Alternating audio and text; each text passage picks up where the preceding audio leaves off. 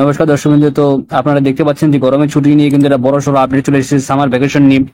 একেবারে নতুন খবরটি আপনাদের আমি দেখাচ্ছি। তো খবরের কিন্তু শিরোনামে দেখতে পাচ্ছ তোমরা যে সামার ভ্যাকেশন গরমের সঙ্গে পাল্লা দিয়ে বাড়ছে কিন্তু করোনা।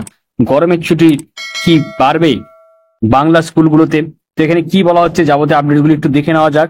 তো এখানে বলা হচ্ছে যে গরমের যেভাবে বাড়ছে সেটা তুমি তুলনা করতে পারো দক্ষিণবঙ্গে, যেমন কলকাতা থেকে শুরু করে উত্তর দিনাজপুর, দক্ষিণ দিনাজপুর, মুর্শিদাবাদ এবং অন্যান্য যেসব জেলাগুলি আছে সেই জেলাগুলি কিন্তু প্রচন্ড পরিমাণে তাপমাত্রা বৃদ্ধি পাচ্ছে এবং সেখানে কিন্তু 40 ডিগ্রির বেশি কিন্তু তাপমাত্রা সেখানে যাচ্ছে।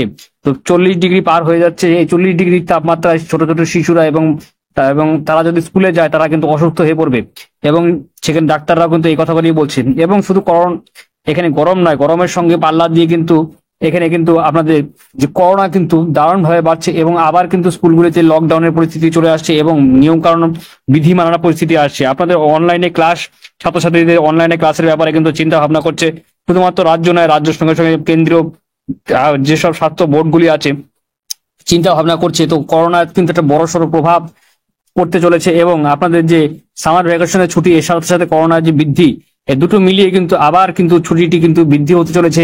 শুধুমাত্র সময় রক্ষা, খুব শীঘ্রই কিন্তু আবার কিন্তু তোমাদের স্কুলগুলি ছুটি হতে চলেছে এবং তোমরা কিন্তু অনলাইনে আবার ক্লাস করতে পারবে।